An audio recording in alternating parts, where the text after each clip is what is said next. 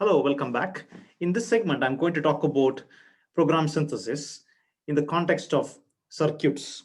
Okay, I have been looking into cryptology and circuit complexity for a different purpose. And the figure number B1 is talking about a circuit for adding two one-bit integers, for example, 0, 0. If you add 0, 0, the answer is 0 and the carry is 0. Okay, so suppose you're adding 1, 1, which means the answer is 0, carry is 1. So in this diagram, let me annotate this diagram. This part U is the carry part, C is the answer part. C is equal to A plus B. Okay, what is plus in this case? Plus means XOR. As you can imagine, 1 plus 1 in Boolean is 0 when you do XOR. Okay, that's the definition of XOR anyways. I will quickly recall the definition of XOR. If you have 0, 0, XOR is 0. Okay, if you have 0, 1, your XOR is 1. 1, 0, the XOR is 1. 1, 1, your XOR is 0. So this is the definition of XOR, right? Okay, so this is your XOR gate. Okay, this is the XOR part. Okay, this is the XOR that I have drawn here. And what about this one with the multiplication? That's the multiplication symbol.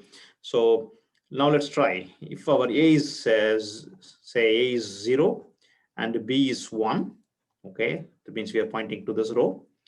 We expect the sum to be 1 and carry to be 0, which is true because as you can see, this is 1 and we will get 1 here as well. And there is no carry.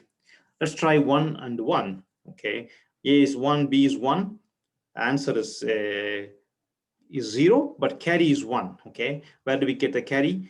Remember, carry is computed here, right? This is the carry, which is nothing but multiplication of A and B. So 1 and 1. Okay, this you can imagine as your AND gate. Okay, this is your AND gate, and this is your XOR gate. Okay, so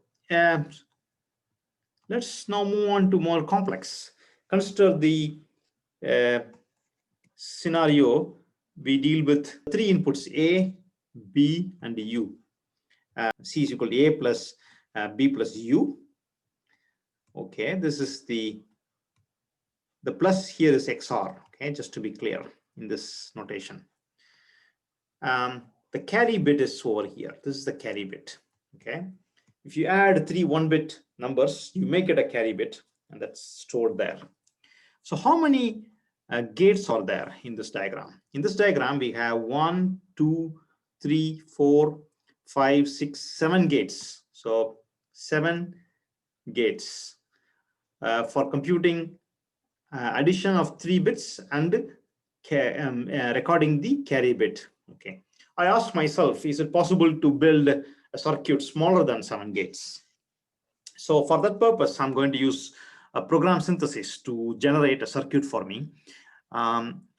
Here is my synthesis logic, right? I want to synthesize a circuit for adding 3 1-bit numbers, and I was just making a guess that I probably can model it using XOR and AND for the add, and for carry bit, I wanted to only use XOR and AND as well, right?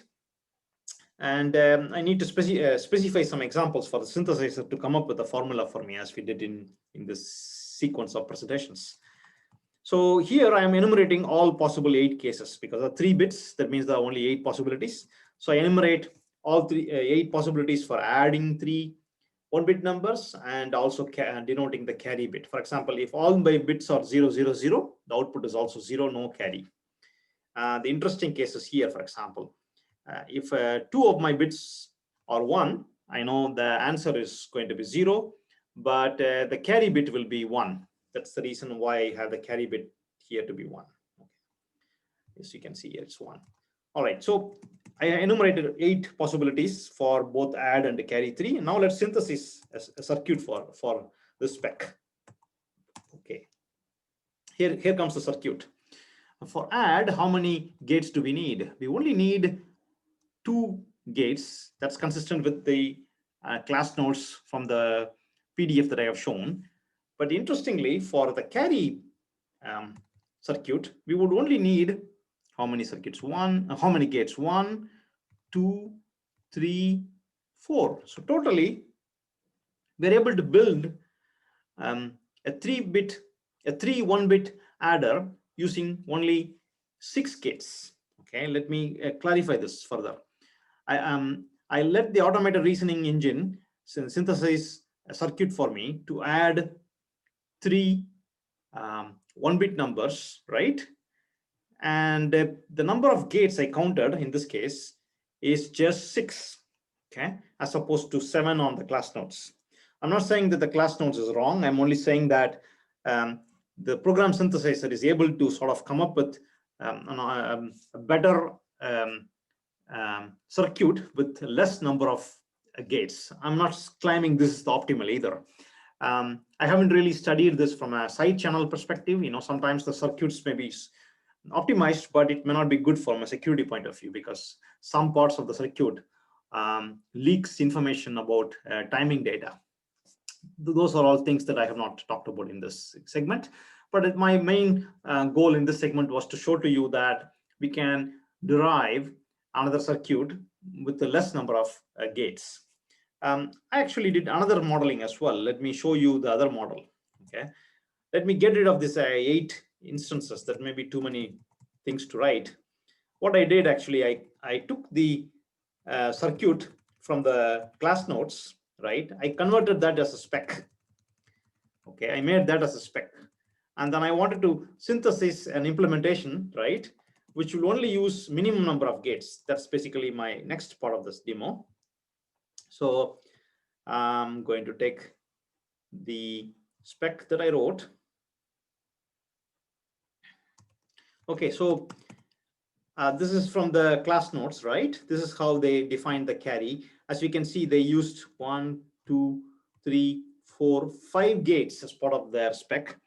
Now let's see whether we can derive an implementation that matches this particular specification, right? But only using minimum number of gates possible. Okay, using XOR and AND. When I say minimum, I was not so precise enough. I'm not so sure whether the synthesizer is always synthesizing in the optimal one, but at least in this case, I can get a circuit with 1 fewer gate. Okay, so let's try that. And that's basically what I'm trying to say here. Come up with an implementation for carry, right, which is equivalent to the specification. Now let's count how many circuits do we need for the carry bit. 1, 2, 3, 4.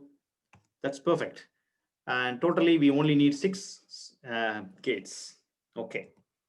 Now let's go back to the class notes. Here, we counted how many gates. We need 4 here, 3 here, totally 7. But our synthesizer got the same circuit with the less number of gates. This is one interesting application of automated program synthesis idea. Okay,